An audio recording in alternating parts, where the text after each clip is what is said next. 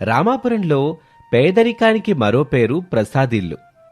ఆ ఇంట్లో శారద, ప్రసాదు, వారి కొడుకు రమేష్, కోడలు అనామిక ఉంటారు. అనామిక పేదింటమ్మాయి అయినా గుణవంతురాలు. ఈసారి చలికాలం ఆ కుటుంబానికి పెద్ద పరీక్షే పెట్టింది. శారద ఇంటి లోపల నుంచి బయటకొస్తుంది. అమ్మా అనామిక, ఈ ముగ్గేయడం ఆపి లోపలికి రా తల్లి. చలి రాక్షసిలా ఉంది. ఏళ్ళు కొంకరలు పోతాయి. పర్వాలేదత్తయ్య, ఇంటి ముందు ముగ్గు లేకపోతే లక్ష్మీదేవి రాదంటారు. మనకి డబ్బు లేకపోయినా ఈ ముగ్గు ద్వారా ఆ లక్ష్మీ తల్లిని పిలుద్దాం. నీ ఓపికే మనల్ని బతికెత్తుందమ్మా. రమేష్ లేచాడా? లేచారత్తయ్య. పాపం రాత్రంతా చలికి నిద్రపోలేదు. మన ఇంట్లో ఆ పైన పెంకులు పగిలిపోయాయి కదా, గాలి నేరుగా లోపలికి వచ్చేస్తుంది. ఇంతలో ప్రసాద్ దగ్గుతూ బయటకొస్తాడు. అబ్బా, ఈ ఇల్లు మనల్ని కాపాడ్డం లేదు శారద. ఆ పెంకుల సందుల నుండొచ్చే చలిగాలి నా ఎముకల్ని కొరికేస్తుంది. అప్పుడే రమేష్ లోపలి నుంచి వస్తూ, నానా, ఈరోజు నేను మేస్త్రి పనికి వెళ్తున్నాను. డబ్బులొస్తే ఆ పెంకులు మారుద్దాన్లే. వద్దురా రమేష్, ఇప్పుడు మన దగ్గరున్న డబ్బులు తిండికే సరిపోవటంలా. ఆ పెంకులు మార్చాలంటే వేలల్లో ఖర్చు అవుద్ది. ఏదో రకంగా ఈ చలికాలాన్ని గడిపేద్దాంలే. మావయ్య గారు, నేనొక పని చేస్తాను. ఆ చిల్లులు పడిన పెంకుల దగ్గర పాత బట్టలు అడ్డు పెడతాను. కొంత చలి తగ్గుతుంది. అది తాత్కాలికమేనమ్మా. అసలు ఇల్లు ఎప్పుడు కూలిపోతుందని భయంగా ఉంది. ఆ రోజు సాయంత్రం ఒక అనుకోని ఉపద్రవం వచ్చింది. అకాల వర్షం పడ్డం మొదలైంది. గాలివాన భీభత్సం సృష్టించింది. ఆ పాత పెంకుటిల్లు ఆ గాలికి తట్టుకోలేకపోయింది. ఒకవైపున్న గోడ కూలిపోయింది. పైకప్పు ఎగిరిపోయింది. శారద, ప్రసాదు, రమేషు, అనామిక పక్కనే ఉన్న మర్రి చెట్టు కింద తలదాచుకున్నారు. అందరూ వానకి తడిసిపోయి వణుకుతున్నారు. దేవుడా, మాకే ఎందుకీ శిక్ష? ఉన్న ఆ కాస్త గూడు కూడా పోయింది. ఇప్పుడు నా తల్లిదండ్రుల్ని ఎక్కడుంచాలి? ఏడో బాక్రా, మన ప్రాణాలున్నాయిగా, అజ్జాలు అని శారద రమేష్ని ఓదార్చుతూ అంది. అప్పుడు ప్రసాదు, శారద, నాకు ఊపిరాడడం లేదు. ఈ చలి, ఈ వాన నా ప్రాణం తీసేలా ఉన్నాయి. మావయ్య గారు, అధైర్యపడకండి. రమేష్ గారు, మనం ఇలా ఏడుస్తూ కూర్చుంటే లాభం లేదు. మన దగ్గర డబ్బు లేదు కాబట్టి ఇల్లు కట్టలేము. కానీ మనకి ఈ పెద్ద మర్రి చెట్టు ఉంది కదా. చెట్టుంటే ఏం లాభం అనామిక? దాని కింద తడవకుండా ఉంటాం అంతే కదా. చలైతే ఆగదు కదా. కింద కాదు రమేష్ గారు, పైన. మనం ఈ చెట్టు కొమ్మల మీద ఇల్లు కట్టుకుందాం. చెట్టు కొమ్మల మీద ఇల్లా? అవును. చిన్నప్పుడు మా నాన్న అడవిలో చెట్ల మీద మంచెలు కట్టేవారు. అక్కడ పులులు, జంతువుల నుండి రక్షణ ఉండేది. అలాగే మనకిప్పుడు చలి నుంచి, వర్షం నుంచి రక్షణ కావాలి. కూలిపోయిన ఇంటి సామాన్లు, కర్రలు, పెంకులు ఉన్నాయి కదా, వాటితోనే చెట్ల మధ్యలో ఒక గది కడదాం. భూచెట్టు మధ్యలో వెచ్చగా ఉంటుంది. ఆకుల రక్షణ ఉంటుంది. అమ్మా, అదంతా సాధ్యమేనా? ప్రయత్నిస్తే సాధ్యమే మావయ్య. మనకి వేరే దారి లేదు. రమేష్ గారు, లేవండి. మనం ఈ రాత్రికి పని మొదలు పెట్టేయాలి. అనామిక మాటలు రమేష్లో కొత్త శక్తిని నింపాయి. ఆ రాత్రి వాన తగ్గిన తరువాత వారు తమ కూలిపోయిన ఇంటి నుంచి వెదురు బొంగులు, తాటి ఆకులు, పాత చెక్కలు సేకరించారు. ఆ పెద్ద మర్రి చెట్టు కొమ్మల మధ్య ఒక గట్టి ప్లాట్ఫామ్ కట్టడం మొదలుపెట్టారు. ఇక మరుసటి రోజు చెట్టు కొమ్మల మధ్య ఒక చిన్న గూడులాంటి ఇల్లు తయారైంది. కింద నుంచి పైకి వెళ్లటానికి ఒక నిచ్చెన పెట్టారు. అది చూసి ఊరి జనం ఆశ్చర్యపోయారు. అత్తయ్య, మావయ్య గారు, నెమ్మదిగా పైకి రండి. శారదా, ప్రసాద్ నిచ్చెన ఎక్కి పైకి వెళ్తారు. లోపల గది చిన్నగా ఉన్నా వెచ్చగా ఉంది. అనామిక నేల మీద ఎండుగడ్డి పరిచి దానిమీద పాత దుప్పట్లు వేసింది. చుట్టూ తాటాకులు, పాత గోనె సంచులతో గోడలు కట్టింది. ప్రసాద్ లోపలికి రాగానే, అబ్బా, ఎంత వెచ్చగా ఉందో! కిందున్న చలిక్క లేదు, గాలి కూడా రావటం లేదు. అనామిక, నీ బుర్ర చాలా గొప్పదమ్మా. రాత్రికి రాత్రే మాకు గూడు కల్పించో. ఇంకా పని ఉంది రమేష్ గారు. ఇది కేవలం తలదాచుకోవడానికి. వంట చేసుకోవాలి, తినాలి. నేను కింద ఒక చిన్న పొయ్యి పెడతాను, కానీ పొగ పైకి రాకుండా చూసుకోవాలి.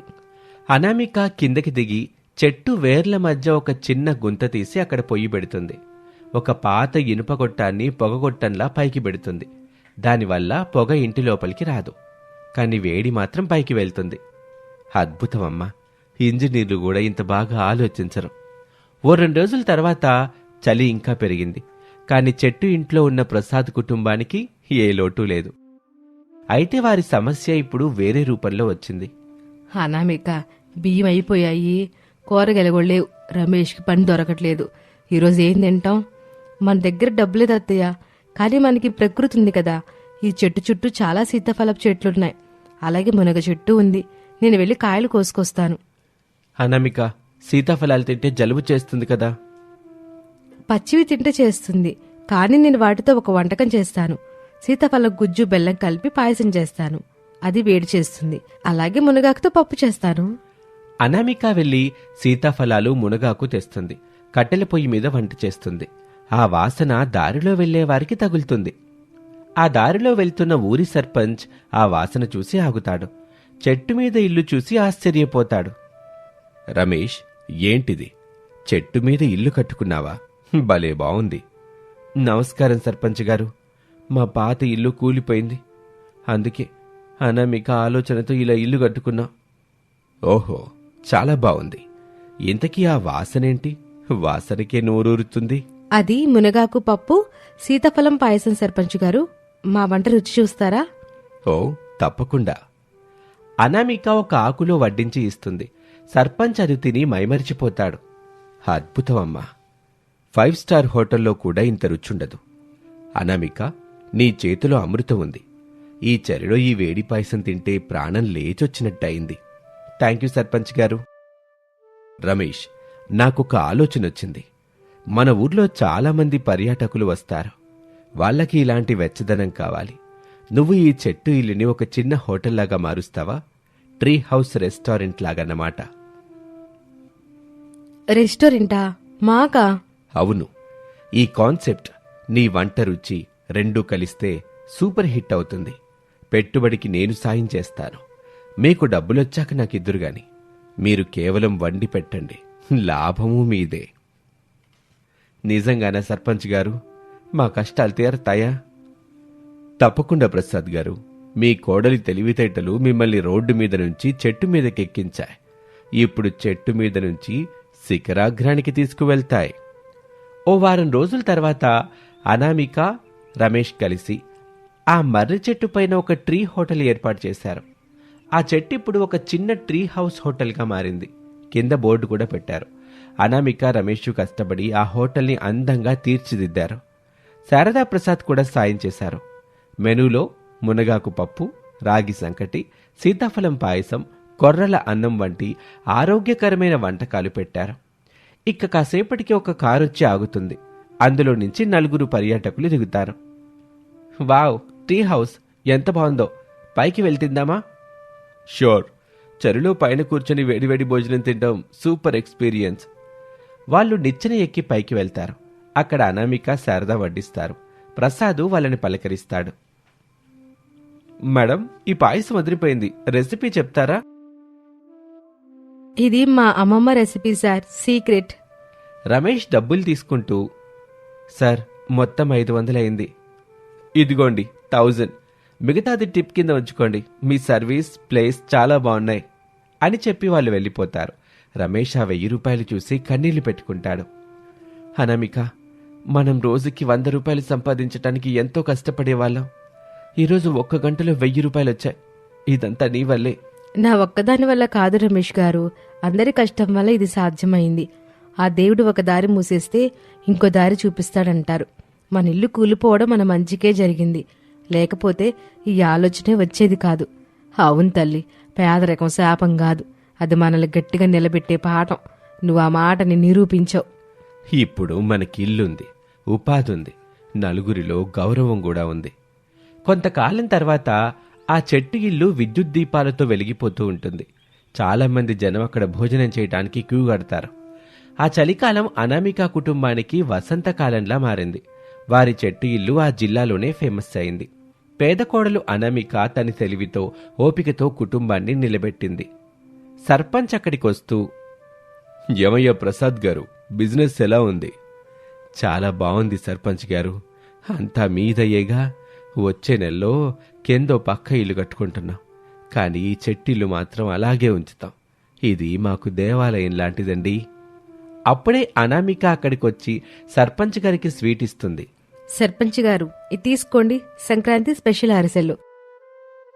థ్యాంక్ యూ అమ్మా, నువ్వు అందరికీ ఆదర్శం. రమేష్, అనామిక ఒకరినొకరు చూసుకొని నవ్వుకుంటారు. వారి కళ్ళల్లో తృప్తి, ప్రేమ కనిపిస్తాయి. రమేష్ గారు, చలి ఇంకా ఉంది, మావి గారికి కషాయం ఇవ్వాలి. ఇవ్వనమిక, నీ చేత్తో ఏమిచ్చినా అది అమృతమేగా. అందరూ సంతోషంగా నవ్వుతారు.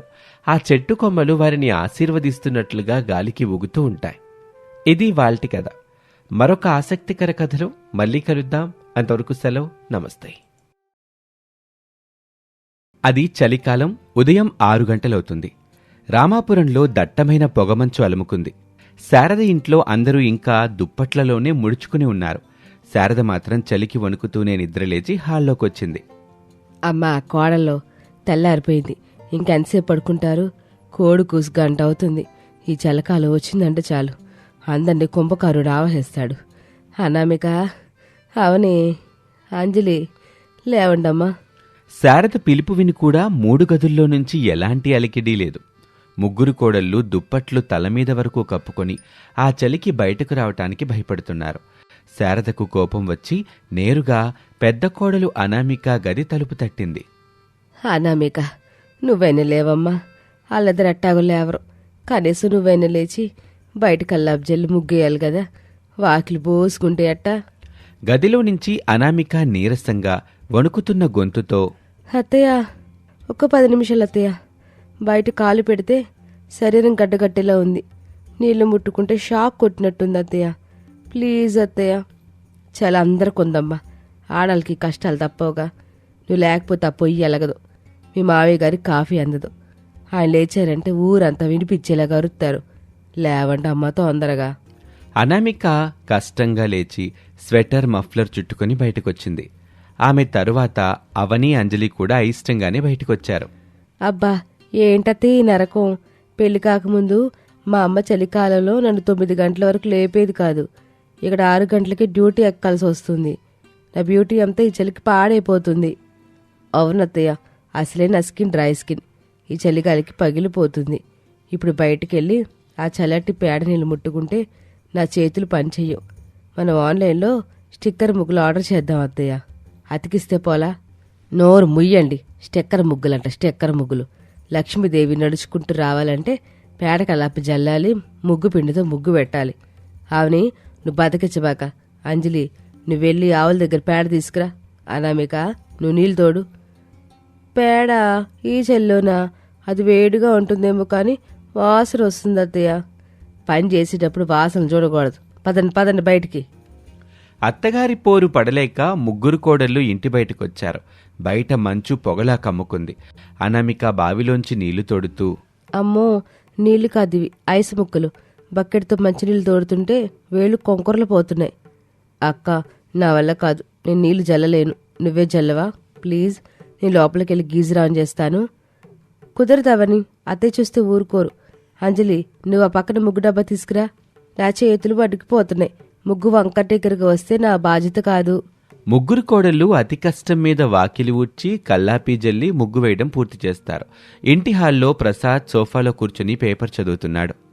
ఏమే శారదా, కాఫీ ఇంకా రాలేదేంటి? గొంతు ఎండిపోతుంది. వేడివేడిగా అల్లం వేసి కాఫీ తీసుకురా. ఇప్పుడే వస్తున్నారండి కోడల్లో, వాకిలి పని అయిపోయింది. అనామిక, అవని, అంజలి వణుకుతూ లోపలికొచ్చారు. నేరుగా హీటర్ దగ్గరకు వెళ్లారు. ఏంటమ్మా అలా వణుకుతున్నారంతా? ఏదో హిమాలయాలకి వెళ్ళొచ్చినట్టు. మామయ్య గారు, మీరొకసారి బయట కాలు పెట్టి చూడండి. శరీరం గడ్డకట్టుకుపోతే అడగండి. మా కాలంలో ఇంతకంటే ఎక్కువే చలుండేది. అయినా మేం నదికెళ్ళి స్నానాలు చేసేవాళ్ళం. సరేగాని, నాకు స్నానానికి వేడి నీళ్ళు కావాలి, గీజర్ ఆన్ చేశారా? అయ్యో, మర్చిపోయాను మామయ్య, ఇప్పుడే ఆన్ చేస్తాను అని అవని పరుగున వెళ్లి స్విచ్ చేస్తుంది. కాని గీజర్ ఆన్ అవ్వలేదు, లైటు వెలగలేదు. అరే, ఏంటిది లైట్ వెలగట్లేదు? ఏమైందవని? కరెంట్ ఉంది గాని గీజర్ అనడం లేదక్కా. ఏమైంది? నాకు ఆఫీస్కి టైం అవుతుంది. వేడినీళ్ళు రెడీగా ఉన్నాయా? చన్నీళ్ళతో స్నానం చేస్తే నాకు జ్వరం వస్తుంది. నాకు కూడా అన్నయ్య, ఈరోజు అసలు ఆఫీస్లో ఆడిట్ ఉంది, త్వరగా వెళ్ళాలి. అవని, నీళ్లు కాగయ్యా? ఏమోనండి, గీజర్ పనిచేయట్లేదు, పాడైపోయినట్టుంది. ఏంటి? హోర్ దేవుడా, చలికాలంలోనే పాడవ్వాలా? ఇప్పుడు మెకానిక్ ఎక్కడ దొరుకుతాడు?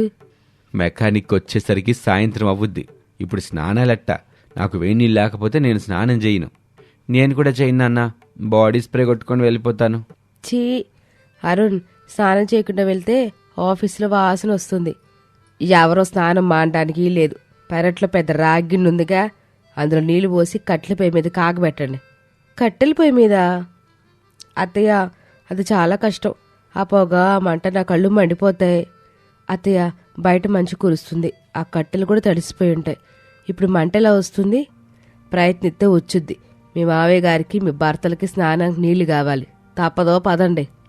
గీజర్ పాడవడంతో కష్టాలు రెట్టింపయ్యాయి. ముగ్గురు కోడళ్ళు పెరట్లోకి వెళ్లారు. అక్కడ పాత కట్టెల పొయ్యి ఉంది. చుట్టూ ఉన్న కట్టెలు మంచుకు తడిసి ముద్దయ్యాయి. అవని, నువ్వు పేపర్లు తీసుకురా. అంజలి, నువ్వు కిరోసిన్ సీసా ఎక్కడుందో చూడు. అక్క, ఈరోజు మనకి నరకమే. ఈ పొగకి మన దగ్గులు మొదలవుతాయి చూడు. ఈ కట్టెలు అస్సలు అంటుకోవడం లేదక్క. అగ్గిపుల్లలు అయిపోతున్నాయి కానీ మంటే రావట్లేదు. అనామిక కష్టపడి మంట రాజేసింది. కాని మంట కంటే పొగ ఎక్కువ వస్తుంది. ఆ పొగ ఇల్లంతా వ్యాపించింది. ఏమీ శారదా, ఏంటి పొగ? ఇల్లు తగలబడుతుందా ఏంటి? లేదండి, పిల్లలు నీళ్లు కాగెడుతున్నారు. తడి కట్టెలు కదా, పొగ వస్తుందిలేండి, ఓర్చుకోండి. అనామిక, ఎంతసేపు? కళ్ళు మండిపోతున్నాయి ఇక్కడ. వస్తున్నాను రమేష్ గారు. నీళ్ళు ఇప్పుడే గోరువెచ్చగా అయ్యాయి. ఇంకొక 10 నిమిషాలంతే. ఆ పొగలో ముగ్గురు కోడళ్ళు యుద్ధం చేసి మొత్తానికి నీళ్లు కాగబెట్టారు. మగవాళ్ళు హాయిగా వేడి నీళ్లతో స్నానాలు చేసి తయారయ్యారు. కానీ కోడళ్ల పరిస్థితి దారుణంగా ఉంది. వాళ్ళ బట్టల నిండా పొగవాసన, కళ్ళ నిండా నీళ్లు. అనామిక వంట చేయడానికి సిద్ధమవుతుంది. సింక్ నిండా గిన్నెలు పేరుకుపోయున్నాయి. రాత్రి తిన్న గిన్నెలు, ఉదయం కాఫీ గ్లాసులు అన్నీ అక్కడే ఉన్నాయి. ఈ గిన్నెలు తోవడం ఇప్పుడు పెద్ద సాహసం. నీళ్లు ముట్టుకుంటేనే వణుకు పుడుతుంది. అక్క, మనం ఈరోజు టిఫిన్ బయట నుంచి తప్పించుకుందాం ప్లీజ్. ఈ గిన్నెలు తోమలేం, వంట చేయలేం. అవునక్క, నా చేతి వేళ్ళు చూడప్పుడే ముద్దు బారిపోయాయి. ఇప్పుడు మళ్ళీ నీళ్ళల్లో పెడితే ఫంగస్ వస్తుంది. టిఫిన్ బయట నుండా? మీ మామయ్య గారు ఒప్పుకోరు. ఆయనకి వేడివేడిగా ఉప్మా కావాలి. అది కూడా జీడిపప్పులు అవి వేసి. ఓ ఉప్మానా? ఈ చెల్లు ఉప్మా చేయడం చాలా ఈజీ అత్తయ్య. కానీ గిన్నెలు ఎవరు తోముతారు? వంతులు వేసుకోండి. నేను అనామేక చేసిందిగా. ఈరోజు అవనే నువ్వుతో. అంజలి, నువ్వు కూరగాయలకోయ్. అనామేక వంట చేసుద్ది. నేనా అత్తయ్య? ఈ ఒక్కరోజు నన్ను వదిలేయండి, రేపు తోముతాను. ఈరోజు నా చేతికి మెహందీ పెట్టుకుందాం అనుకుంటున్నా. చలికాలంలో మెహందీ ఏంటమ్మా, పిచ్చి కాకపోతాను. మారి మాట్లాడకుండా పని కానియండి. అవని అయిష్టంగానే సింక్ దగ్గరికి వెళ్ళింది. ట్యాప్ విప్పింది. ట్యాంకులోని నీళ్లంతా రాత్రికి చల్లబడి ఉన్నాయి. ఐస్లా మారిపోయాయి అవన్నీ. నీళ్లు చేతిమీద పడగానే అవనికి ఎవ్వునరిచింది. అమ్మా, కరెంట్ షాకు. ఏమైంది అవని? నీళ్ళక్క, నీళ్లు ముళ్ళు గుచ్చుకున్నట్టున్నాయి. నా వల్ల కాదు. నా పరిస్థితి కూడా అంతే అక్క. ఈ క్యారెట్లు, బీన్స్ ఫ్రిడ్జ్లో నుంచి తీసినట్టున్నాయి. కత్తి పట్టుకుంటే చేతులు వణుకుతున్నాయి. సరిగా కోయలేపోతున్నా. తప్పదు కదా చెల్లి. నా పరిస్థితి చూడండి. పొయ్యి ఎలుగుతుంది కానీ ఆ వేడి సరిపోవట్లేదు. ఉల్లిపాయలు కోస్తుంటే కళ్ళలో నీళ్లు, చలికి ముక్కులో నీళ్లు, అన్నీ కలిపి ఏడుపు వస్తుంది. ఇంతలో రమేష్, సురేష్, అరుణ్ డైనింగ్ టేబుల్ దగ్గరికి వచ్చారు. అనామిక, ఆకలేస్తుంది. ఉప్మా అయిందా? చట్నీ కొంచెం గట్టిగా చేయి. వదినా, నాకు ఉప్మా వద్దు. వేడివేడిగా దోశలేవా? ఈ చలికి దోశలైతే బాగుంటాయి. వదినా, నాకు దోశలొద్దు కానీ ఇడ్లీ ఉంటే పెట్టు. సాంబార్ మాత్రం మరుగుతూ మరుగుతూ ఉండాలి. చల్లగా ఉంటే నేను తినను. వంటింట్లో కోడళ్ళు ముగ్గురికి చిర్రెత్తుకొచ్చింది. ముగ్గురు ఒకరి ముఖాలు ఒకరు చూసుకున్నారు.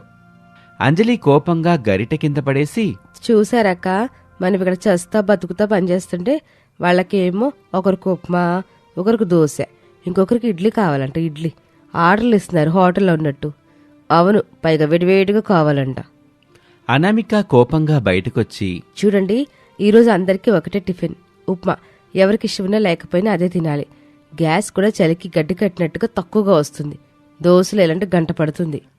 ఏంటొదినా కోపంగా ఉన్నావు? చిన్న కోరికే కదా అడిగాం. చిన్న కోరిక సురేష్ బాబు, కానీ వంటింట్లో పరిస్థితి మీకు తెలీదు. నీళ్లు ఐసులా ఉన్నాయి, కూరగాయలు రాలులా ఉన్నాయి. మీరేమో ఆర్డర్లు వేస్తున్నారు. ఏమ్మా అనామిక, అంత కోపం ఎందుకు? పోనీలే, ఈరోజు ఉప్మా తినేద్దాం. కానీ మధ్యాహ్నం మాత్రం నాకు మంచి ఘాటుగా మిరియాల రసం, బంగాళదుంప ఏపుడు కావాలి. ఈ చల్ని తట్టుకోవాలంటే ఆ మాత్రం మసాలా పడాలి. మీరు కూడా మొదలెట్టారా? కోడళ్ళు కష్టపడుతున్నారు కదా అని జాలి లేదు గాని మెనులు చూస్తున్నారా? ఆకలేస్తుంది శారదా. ఆకలికి చలికి లింక్ ఉంది. కడుపులో ఏడి పడితేనేగా చలి తగ్గుద్ది. అనామిక కఠినంగా చెప్పటంతో మగవాళ్లు మౌనంగా ఉప్మా తిని ఆఫీసులకి పనులకు వెళ్ళిపోయారు.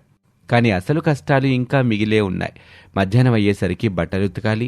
షాపింగ్ మిషన్ ఉన్నా అది మొరాయించింది. వోల్టేజ్ సరిగా రావటం లేదు. పెరట్లో ముగ్గురు కోడళ్ళు బట్టల బకెట్లు ముందు పెట్టుకుని కూర్చుని ఉన్నారు. శారద కూడా వారికి సహాయం చేయటానికి వచ్చింది. ఈరోజు కరెంట్ ఆడు కూడా మనతో ఆడుకుంటున్నాడు. మిషన్ తిరగట్లా, చేత్తోనే ఉతకాలి.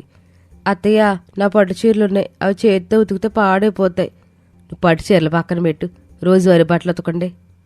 అవని నీళ్లలో బట్టలు జాడిస్తూ, అబ్బా, నాకు నడుము నొప్పి వస్తుంది అత్తయ్య.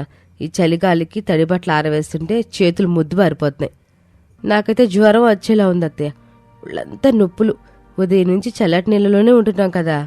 శారద అనామిక నుదుటి మీద చెయ్యి వేసి, అవునమ్మా, నీ ఒళ్ళు కాలిపోతుంది. పాపం, నువ్వే ఎక్కువ పని చేసావు. వెళ్ళి పడుకో కాసేపు, మీతో నేను చూసుకుంటాను. వద్దులేండి అత్తయ్య, మీ వయసుకి మీరు చెల్లో తడిస్తే జబ్బు పడతారు. నేను చేస్తాను. అక్క, నువ్వెళ్ళి రెస్ట్ తీసుకో. నేను అవని అక్క చేస్తాంలే. నువ్వెలాగో ఉదయం మా కోసం పొగలో ఉండి నీళ్లు కాగబెట్టావుగా. అవునక్క, నువ్వెళ్ళు. మాకు కష్టంగా ఉన్నా తప్పదు కదా. అనామిక జ్వరంతో వణుకుతూ లోపలికి వెళ్ళింది. అవని, అంజలి కష్టపడి బట్టలుతికి ఆరేశారు. సాయంత్రం అయ్యేసరికి ముగ్గురు కోడళ్ళు నీరసించిపోయారు. అనామిక మంచం పట్టింది.